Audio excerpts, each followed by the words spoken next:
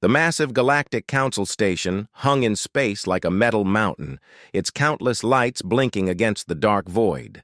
Ships from dozens of different worlds docked at its ports every day, bringing delegates from across the galaxy to discuss trade, territory, and the endless politics that kept the peace between species.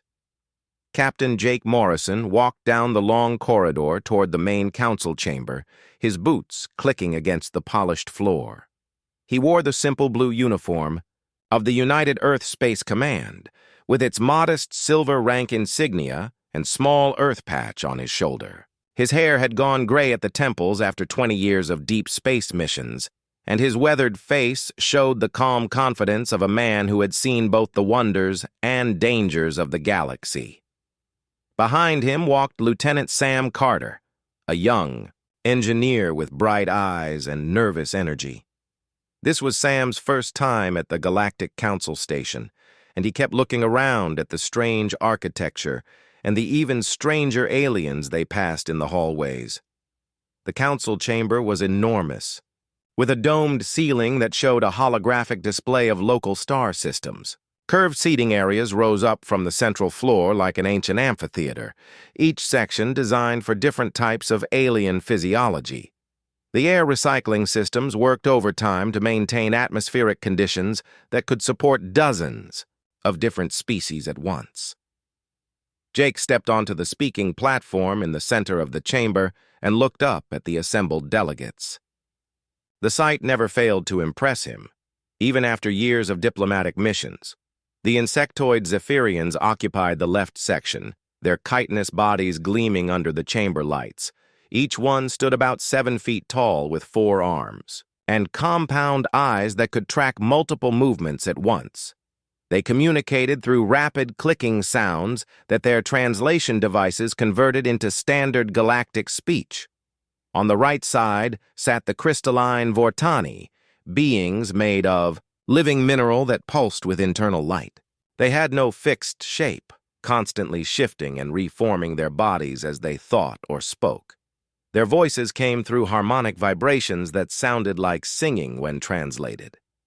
The center section belonged to the Drakmor Empire, humanoid. Beings with reptilian features and a strict military culture.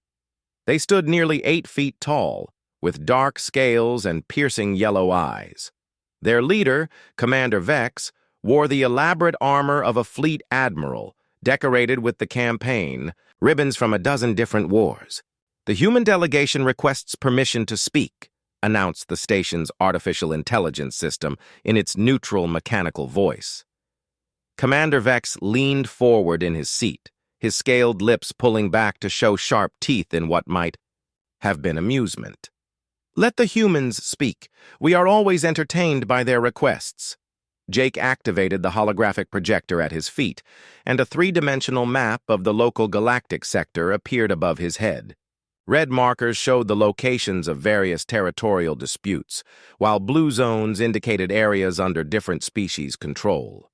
One small yellow section near the edge caught everyone's attention. "Honored delegates," Jake began, his voice carrying clearly through the chamber's acoustic systems. "The United Earth government requests permission to establish a research outpost in the Vega sector." The reaction was immediate. A sound like grinding metal came from the Drakmor section, which Jake had learned was their equivalent of laughter. The Zephyrians began rapid clicking, their translation devices struggling to keep up with multiple conversations happening at once. Even the usually serene Vortani pulsed with brighter colors, indicating excitement or amusement. Commander Vex stood up slowly, his yellow eyes fixed on Jake. "The Vega sector? The region that our 3 civilizations have been fighting over for the past 40 years? The area filled with valuable quantum crystals and strategic jump points?" "Yes, sir," Jake replied calmly. The Zephyrian Hive Queen stepped forward, her 4 arms gesturing wildly. "Our scout swarms have mapped every asteroid in that sector. The Vortani crystal ships patrol those trade routes daily. The Drakmor battle fleets conduct regular exercises there. What makes the humans think they can simply walk in and set up a research station?" Jake manipulated the holographic display, zooming in on the Vega sector. A small green dot appeared, near one of the outer planets. We're only requesting permission to study the quantum crystal formations and their effect on local space-time. Our research would benefit all species in the galactic community. This statement caused even more commotion. The Drakmor delegates began that grinding laughter sound again, while several Zephyrians fell over each other in their amusement. The Vortani started singing in harmonics that translated as something like delighted incredulity. Commander Vex raised one clawed hand for silence. And what ships does humanity plan to send for this research mission? Jake activated another section of the holographic display. A sleek vessel appeared above the platform, rotating slowly to show its design, from all angles. The ship was elegant in its simplicity, about 800 meters long, with clean lines and minimal external weapons. It looked tiny compared to the massive dreadnoughts and battle cruisers that the major powers used for territorial disputes. The UES Liberty, Jake announced, our most advanced research vessel. The silence that followed lasted exactly 3 seconds before the entire chamber erupted in what could only be described as alien laughter. The Drakmor delegates pounded their armrests with their fists. The Zephyrians clicked so rapidly that sparks flew from their translation devices. The Vortani glowed so brightly that the chamber's automatic light sensors dimmed the overhead illumination. Commander Vex wiped something that might have been tears from his yellow eyes. One ship? The mighty human empire plans to claim territory in the most contested region of local space with one research vessel? The Hive Queen scuttled closer to the platform, her compound eyes focusing on the holographic ship. Our smallest scout swarms consist of over 1,000 vessels. The Vortani, crystal fleets stretch across entire star systems. The Drakmor battle groups could destroy planets, and humans send... This? Jake waited patiently for the laughter to die down. Lieutenant Carter shifted nervously behind him, clearly uncomfortable with being the target of such amusement from some of the galaxy's most powerful military forces. The Liberty is all we require for our research mission, Jake said when the chamber finally quieted. We have no intention of establishing military installations or challenging anyone's territorial claims. We simply want to study the quantum crystal phenomena that occur naturally in that region. Commander Vex leaned back in his seat, still chuckling. Human arrogance never ceases to amaze us. You believe that one small ship can survive in a region where our combined fleets barely maintain the peace? We believe that scientific research benefits everyone, Jake replied. The knowledge we gain could help all our civilizations better understand quantum crystal technology. The 3 major powers looked at each other across the chamber. Jake could practically see the calculations happening behind their eyes. The Vega sector was valuable, but it was also dangerous. The asteroid fields made navigation treacherous, and the quantum crystal deposits created unpredictable energy fluctuations that could disable ships without warning. None of the 3 powers had been able to establish permanent bases there, despite decades of trying. If the humans wanted to risk their single research ship in that cosmic graveyard, why should anyone stop them? The Hive Queen clicked something that translated as, "This should be amusing to watch." Commander Vex stood up again and looked down at Jake with what might have been pity. Very well, human. The Galactic Council grants your request. You may send your one little ship to the Vega sector. We will even promise not to interfere with your research. The way he said the word research made it clear that he expected to be cleaning up wreckage within a few months. Jake bowed respectfully to each section of delegates. Thank you, honored representatives. The United Earth government appreciates your cooperation. As Jake and Lieutenant Carter left the chamber, they could hear the alien delegates already making jokes about human stupidity and taking bets on how long the Liberty would last in the Vega sector. None of them noticed the small smile that played at the corners of Jake Morrison's weathered face as he walked back to his ship. 3 weeks after the Galactic Council meeting, the UES Liberty dropped out of faster-than-light travel at the edge of the Vega sector. Captain Jake Morrison stood on the bridge watching the view screen as stars shifted back to their normal positions after the jump. The transition always made his stomach feel strange, but after 20 years in space, he had learned to ignore the sensation. The Vega sector stretched out before them like a cosmic graveyard. Massive asteroid fields drifted through space in slow, deadly dances around the central star. Some of the rocks were as large as moons, while others sparkled with the blue-green glow of quantum crystals embedded in their surfaces.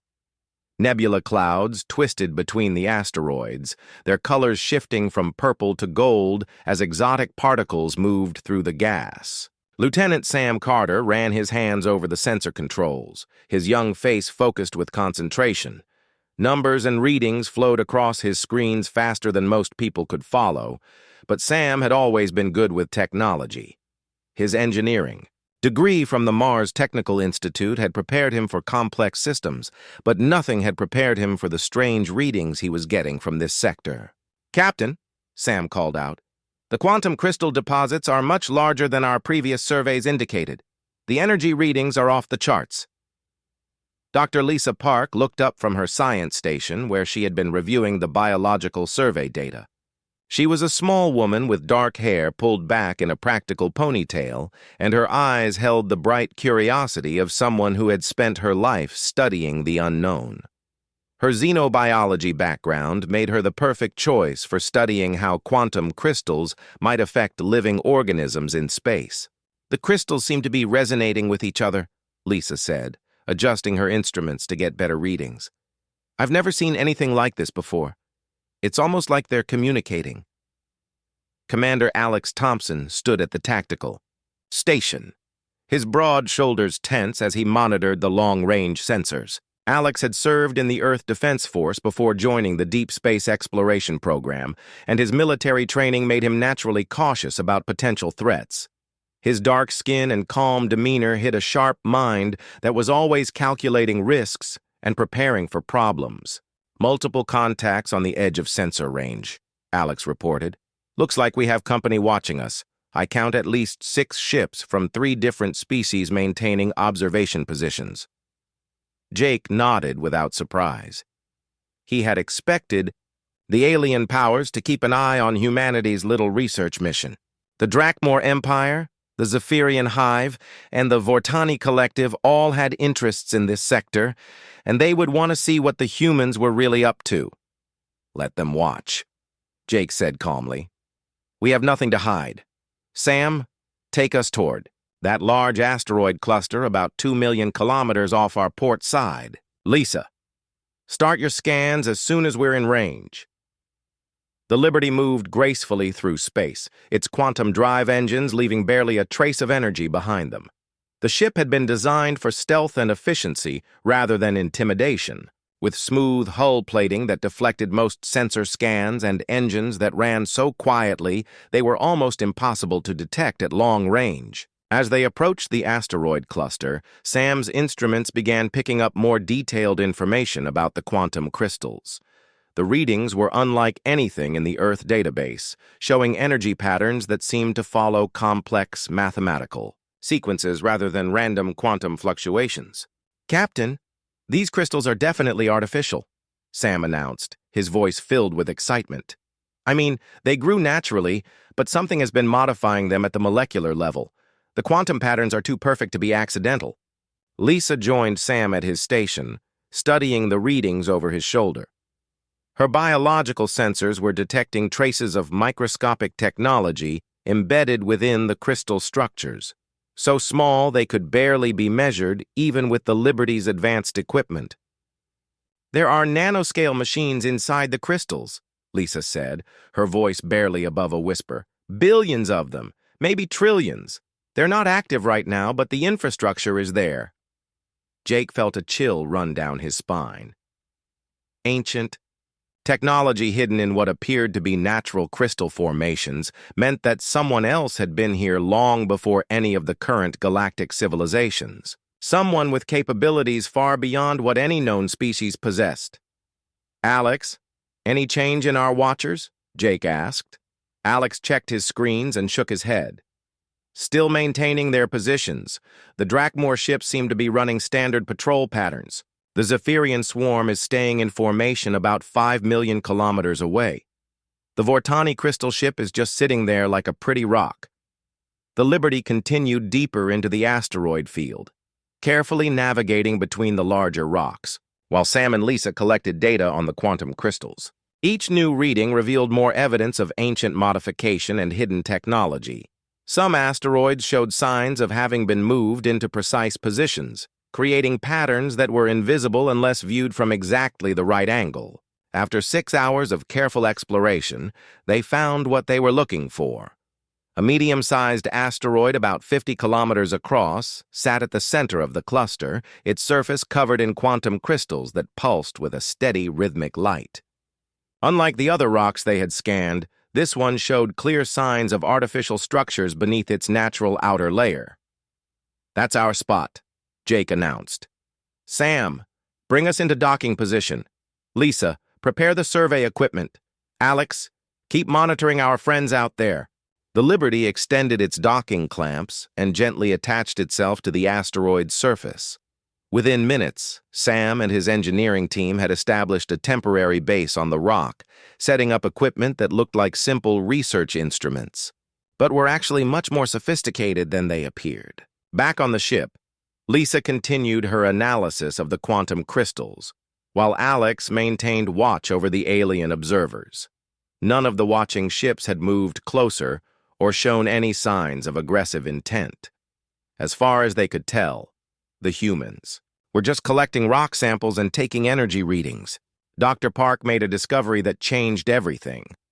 Deep within the asteroid, her sensors detected what appeared to be a vast network of connected chambers and tunnels. The passages were too regular to be natural and too ancient to belong to any known civilization. Some kind of technology was down there, waiting in the dark. "Captain," Lisa called out, "I think we need to go inside this rock. There's something down there that we need to see." Jake studied the sensor readings on Lisa's screen. The tunnel system extended deep into the asteroid's core, with branches that seemed to connect to other rocks in the cluster. If the patterns were accurate, the entire asteroid field might be one gigantic artificial structure disguised as natural space debris. "Sam, how long would it take to cut an access tunnel?" Jake asked. Sam looked at the readings and did some quick calculations. "With our mining equipment, maybe 8 hours to reach the first chamber level. The quantum crystals are making the rock harder than normal, but we can get through." "Do it," Jake ordered, "but make it look like routine geological sampling. We don't want our watchers to think we're doing anything more interesting than collecting pretty rocks." While Sam and his team began their careful excavation work, Alex reported a new development. 3 Drakmor destroyer ships had broken off from the main observation group and were heading toward the asteroid field. "Looks like someone wants a closer look at our operation," Alex said, watching the approaching ships on his tactical display. Jake smiled grimly. The real test was about to begin. If the alien powers suspected that humanity had found something important in the Vega sector, the peaceful research mission would quickly turn into something much more dangerous. "Keep working," Jake told his crew, "and get ready to welcome some uninvited guests." The 3 Drakmor destroyer ships approached the asteroid field like predators stalking prey. Each vessel was twice the size of the Liberty, their dark hulls bristling with weapons and sensor arrays. Commander Vex himself led the formation from the bridge of his flagship, the Iron Fang, his yellow eyes fixed on the small human research vessel attached to the asteroid. Captain Jake Morrison watched the approaching ships on his view screen, while Dr. Lisa Park continued her analysis of the quantum crystal network. 8 hours of careful excavation had revealed something extraordinary hidden beneath the asteroid's surface, but Jake knew they needed more time to understand what they had found. "Incoming transmission from the lead Drakmor ship," Commander Alex Thompson reported from his tactical station. "Put them through," Jake said, straightening his uniform. Commander Vex's scaled face appeared on the main screen, his reptilian features showing what might have been curiosity mixed with suspicion. Behind him, the bridge of the Iron Fang bustled, with activity as his crew monitored the human research operation. "Captain Morrison," Vex said in his gravelly voice, "we find ourselves in the neighborhood and thought we might inspect your research activities. The Galactic Council requires all operations in disputed territories to be transparent." Jake smiled politely, knowing that no such requirement existed. The Drakmor commander was simply looking for an excuse to examine humanity's activities up close. "Of course, Commander Vex, we welcome your inspection. As you can see, we're conducting standard geological surveys of the quantum crystal formations." Lieutenant Sam Carter looked up from his engineering station where he had been monitoring the excavation work. The young engineer's face showed barely controlled excitement, but he managed to keep his voice steady when he spoke. "We've collected some interesting mineral samples and taken extensive energy readings. The quantum crystal structures here are quite unique." Commander Vex studied the readings that Jake shared on the communication channel. To alien eyes, the data looked exactly like routine scientific research, mineral composition analyses. Crystal, formation studies, and energy pattern measurements filled screen after screen of technical information. "Fascinating," Vex said with obvious boredom. "And this requires your entire ship and crew?"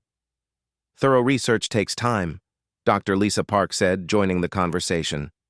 Her xenobiology background made her the perfect person to discuss scientific methodology with alien observers.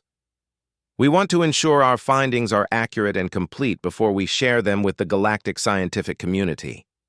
The Drakmor commander seemed satisfied with this explanation. His species valued military efficiency over scientific curiosity, and the idea of spending weeks studying rocks struck him as typically human behavior. Weak, but harmless, just as he had expected. "Very well," Vex said.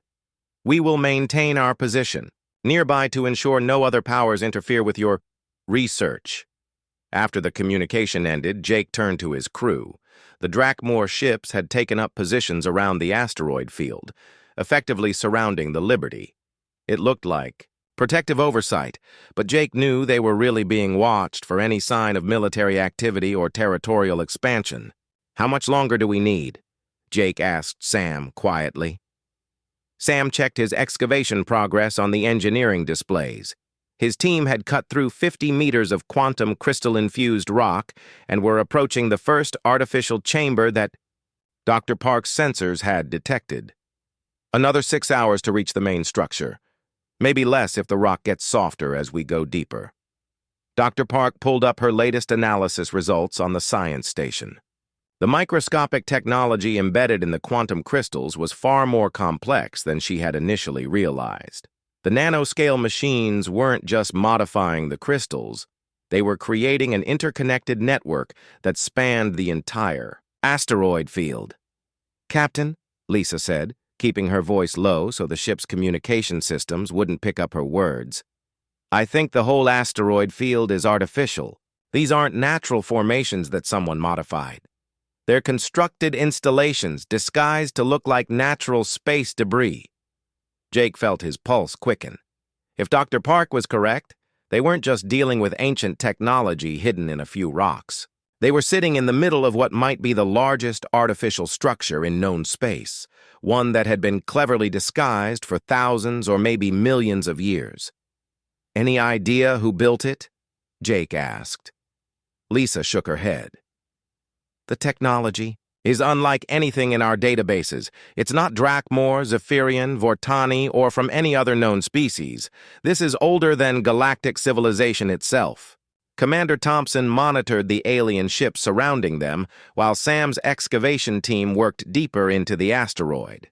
The Drakmor destroyers maintained their patrol patterns, occasionally scanning the Liberty with passive sensors, but showing no signs of aggressive intent.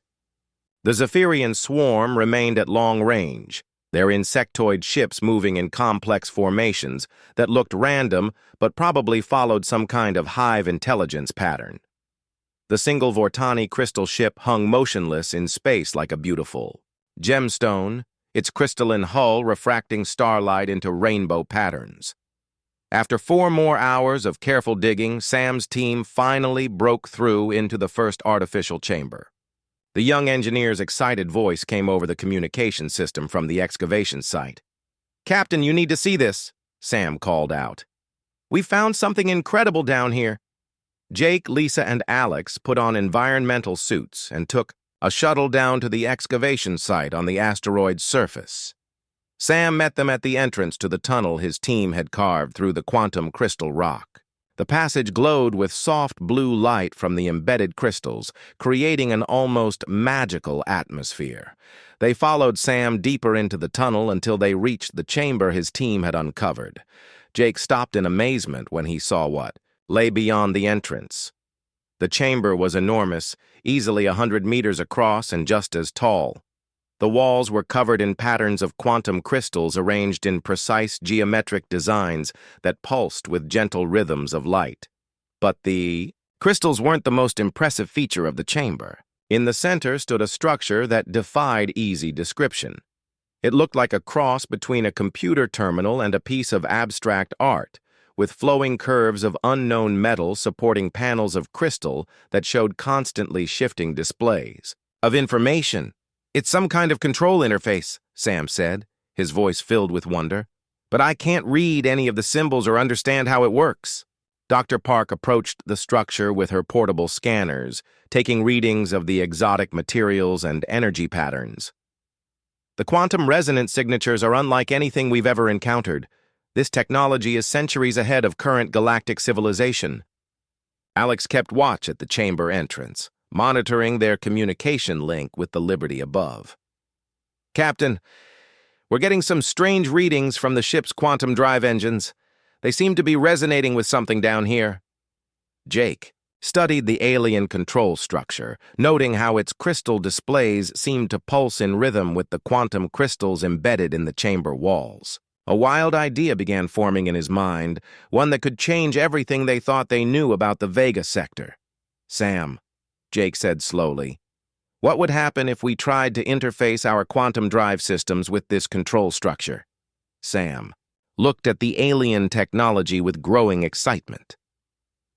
"If the resonance frequencies match, we might be able to activate whatever system this controls. But, Captain, we have no idea what would happen if we turned this thing on." Jake looked around the ancient chamber, thinking about the implications of their discovery. The alien fleets above them had no idea what lay hidden beneath the asteroid field. They thought they were watching a simple human research mission, but humanity had stumbled onto something that could change the balance of power in the entire galaxy. "Do it," Jake ordered, "but slowly and carefully. We're about to find out what the builders of this place really intended." Lieutenant Sam Carter connected the quantum resonance cables from the Liberty's engines to the alien control structure with hands that trembled slightly from excitement and nervousness. The ancient crystal panels flickered as the human technology interfaced with systems that had been dormant for millennia. Captain Jake Morrison watched from beside the control interface, while Dr. Lisa Park monitored her scanners for any dangerous energy buildups. The first connection sent a pulse of energy through the chamber that made the quantum crystals in the walls glow brighter. The strange symbols on the control panels began shifting and changing, as if the system was trying to communicate with the human technology in a language it had never encountered before. "Energy levels are stable," Sam reported, checking his portable engineering console. "The quantum fields are synchronizing with our drive systems. Whatever this thing is, it recognizes our technology as compatible." Commander Alex Thompson's voice crackled over the communication link from the Liberty's bridge. "Captain, we're getting massive energy readings from all over the asteroid field. Something big is happening down there. Above them in space, the alien fleets watching the human research operation suddenly found their sensors going crazy. Energy signatures that had been dormant for thousands of years were coming online throughout the Vega sector. Ancient systems hidden inside asteroids were activating one by one, creating a network of interconnected technology that spanned millions of cubic kilometers of space." Commander Vex stood on the bridge of the Iron Fang, his yellow eyes wide with shock as his tactical officer reported impossible readings. "Sir, the entire asteroid field is lighting up like a military installation. We're detecting weapon systems, shield generators, and communication arrays that weren't there an hour ago." The Zephyrian Hive Queen received similar reports from her scout swarms. The insectoid aliens began rapid clicking conversations as they tried to understand how a simple human research mission had triggered the activation of what appeared to be the largest military installation any of them had ever seen. The Vortani crystal ship pulsed with bright colors as its crew detected the awakening technology. Their harmonic communications filled the local space with urgent songs of surprise and concern as they realized that the humans had found something far more significant than quantum crystal formations. Down in the ancient chamber, the control structure was fully active now, its crystal displays showing complex three-dimensional maps of the entire sector. Dr. Park gasped as she recognized what the displays were showing. The asteroid field wasn't just hiding technology, it was technology. Every rock, every piece of space debris, every seemingly natural formation was part of a gigantic artificial construct. "Captain," Lisa said, her voice filled with awe, "this isn't just a space station.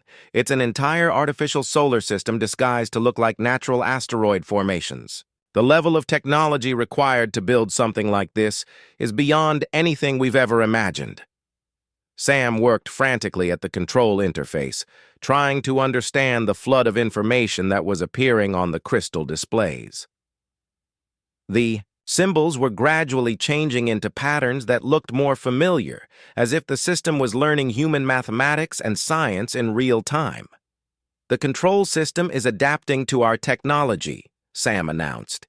"It's rewriting its interface, protocols to match our computer systems. I think it wants to communicate with us." Suddenly, a new voice filled the chamber. It didn't come from their communication systems or the Liberty above, but seemed to emerge from the quantum crystals themselves. The voice was clear and unmistakably human in tone, though it spoke with an accent that suggested vast age and wisdom. "Welcome, children of Earth," the voice said. "We have been waiting for you for a very long time." Jake felt a chill run down his spine. "Who are you?" he asked, speaking to the empty air around the control structure. "We are the Precursors," the voice replied. "The civilization that built this archive and many others throughout the galaxy. We have been gone from this physical realm for millions of years, but our knowledge and our purpose remain." Dr. Park's scanners showed that the voice was being generated by quantum vibrations in the crystal network itself. The entire asteroid field had become a gigantic communication system, using technology that human science could barely detect, let alone understand. "Why did our technology activate your systems?" Jake asked. "Your species possesses the quantum resonance capabilities we built into our selection protocols," the precursor voice explained. "For eons, we have tested every spacefaring civilization that entered our territories. Most approached with conquest in their hearts, seeking to claim our technology for warfare and domination.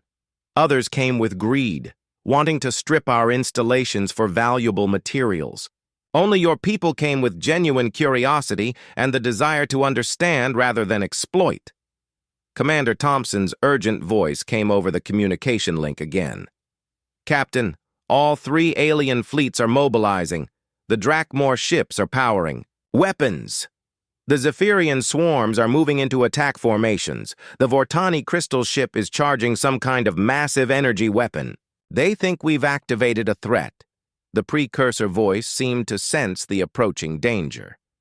"The current galactic powers fear what they do not understand.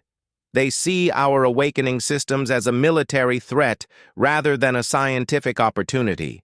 This is precisely why we designed our archives to respond only to species with the proper mindset." Jake realized that the situation was spiraling out of control. The alien fleets above them were preparing for battle against what they perceived as a suddenly activated human superweapon. The Liberty was just one small ship caught in the middle of what could become the largest space battle in galactic history. "Can you communicate with the alien fleets?" Jake asked the precursor intelligence. "Can you explain that this isn't a military installation?" "Our systems are primarily designed for preservation of knowledge, not warfare," the voice replied. "However, we do possess defensive capabilities that were intended to protect our archives from those who would misuse them. We can demonstrate our peaceful intentions, but the choice of how to respond ultimately belongs to your species." The control. Structures displays suddenly showed tactical information about the approaching alien fleets. Jake could see the Drakmor destroyers moving into attack position, their weapons charging for what would likely be a devastating first strike. The Zephyrian swarms were spreading out to surround the asteroid field, while the massive Vortani crystal ship was building up energy for some kind of planet-killing beam weapon. "They're going to attack," Alex's voice reported from the Liberty. "All ships are moving to combat positions. We have maybe 10 minutes before they open fire." Sam looked up from the control interface where streams of data were flowing across the crystal displays. "Captain, this system is offering to transfer some of its knowledge to our ship's computers. It says we need to understand what we're really dealing with here." Dr. Park checked her scanners and found energy patterns building throughout the asteroid field that suggested the entire installation was preparing to defend itself. Ancient weapon systems that had been hidden for millennia were coming online, ready to protect the precursor archive from what the automated systems perceived as hostile forces. Jake realized that humanity had stumbled into the middle of something far larger than a simple research mission. The Vega sector contained technology that could change the balance of power in the entire galaxy, and 3 major alien civilizations were about to go to war to prevent humanity from controlling it. Irony wasn't lost on him. The aliens had mocked humanity's single ship, thinking it posed no threat to their military superiority. Now that same ship had activated the most powerful installation in known space, and the alien fleets found themselves facing technology that made their combined forces look primitive. "Accept the knowledge transfer," Jake ordered Sam. "We need to understand what we're dealing with before those fleets start shooting at us." The knowledge transfer from the precursor archive hit Captain Jake Morrison's mind like a wave of ancient starlight. Information flowed through the quantum crystal network directly into his consciousness, showing him the true history of the galaxy and the terrible threat that was coming from beyond the stars. Lieutenant Sam Carter watched in amazement as the Liberty's computer systems suddenly filled with technical data that was thousands of years ahead of human science. Engineering principles for faster-than-light travel that didn't require massive fuel consumption, weapon systems that could disable entire fleets without destroying them, and shield technology that could protect planets from stellar catastrophes. Dr. Lisa Park's biological scanners detected the knowledge transfer process and marveled at how the precursor technology could interface directly with human neural pathways. The ancient civilization had somehow designed their systems to work with any species that possessed the right combination of curiosity and technological capability. Above them in space, the 3 alien fleets continued their approach toward what they believed was a human military installation. Commander Vex of the Drakmor Empire led his destroyers in attack formation, their weapons fully charged and ready to fire. The Zephyrian Hive Queen commanded her swarms to surround the asteroid field, preparing to overwhelm any defenses with sheer numbers. The Vortani crystal ship began focusing its massive energy beam toward the center of the asteroid cluster where the Liberty was docked. But as Jake absorbed the precursor knowledge, he learned something that changed everything. The Vega Archive wasn't just a repository of ancient technology. It was a warning system and a preparation facility for a threat that the current galactic civilizations couldn't even imagine. "The Devourers are returning," Jake said aloud as the knowledge settled into his mind. "That's what the precursors called them, a force from outside our galaxy that consumes entire civilizations and converts their technology for its own purposes. The Precursor voice spoke through the quantum crystal network again, its tone heavy with the weight of ancient memory. Our civilization was the first to encounter the Devourers millions of years ago. We barely managed to drive them back, but we knew they would return when our galaxy had developed enough technology to be worth harvesting again. Commander Alex Thompson's urgent voice came over the communication link from the Liberty's bridge. "Captain, the alien fleets are 30 seconds from weapons range. Whatever you're going to do down there, you need to do it now." Jake looked at the control structure's displays, which were now showing him defensive options that the Precursor archive could deploy. Ancient weapon systems hidden throughout the asteroid field could easily destroy all three approaching fleets, but that would only prove to the galaxy that humanity was a threat to be eliminated. "There has to be another way," Jake said to the Precursor intelligence. "These species aren't our enemies. They're just afraid of what they don't understand." "Your species continues to surprise us," the voice replied. "Even when faced with superior firepower, you seek cooperation rather than domination. This is why we chose you as our inheritors." The displays showed Jake a different option. Instead of activating weapons, the archive could project a holographic message directly to all three alien fleets, showing them the truth about the Precursor installation and the coming threat that would require all galactic civilizations to work together. "Do it," Jake ordered. Suddenly, every ship in the three alien fleets found their view screens filled with images that their translators struggled to process. The holographic message showed the history of the Precursor civilization, their war against the Devourers, and the network of hidden archives they had built throughout the galaxy to prepare future civilizations for the inevitable return of the threat. Commander Vex stared at his tactical display as readings showed that the asteroid field contained defensive systems powerful enough to vaporize his entire fleet in seconds, yet none of those weapons were targeting his ships. Instead, the installation was broadcasting a message of warning and cooperation. The Zephyrian Hive Queen's compound eyes tracked the flow of information as her swarm ships received data about a threat that could consume entire star systems. Her rapid-clicking communications spread the knowledge through the Hive network faster than any individual consciousness could process. The Vortani crystal ship's crew sang harmonics of amazement as they realized that the humans hadn't found a weapon, but rather a gift left by an ancient civilization that had sacrificed itself to save future generations. Back in the Precursor chamber, Jake felt the weight of responsibility settling on his shoulders. The knowledge transfer had made him the primary contact between humanity and the archive intelligence, but it had also shown him what was coming. "The Devourers will return within 50 years, Jake said to his crew. "The Precursors built this network to prepare us, but we'll need every civilization in the galaxy working together to have any chance of survival." Dr. Park looked up from her scanners, which were now reading energy signatures from across the entire galaxy. "Captain, the archive is showing me locations of other Precursor installations. There are dozens of them, hidden in every major star system. Each one contains different types of knowledge and technology."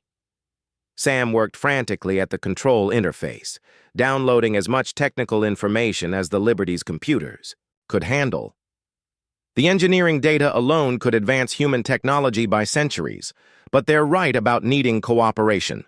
No single species has the resources to build the defenses we'll need.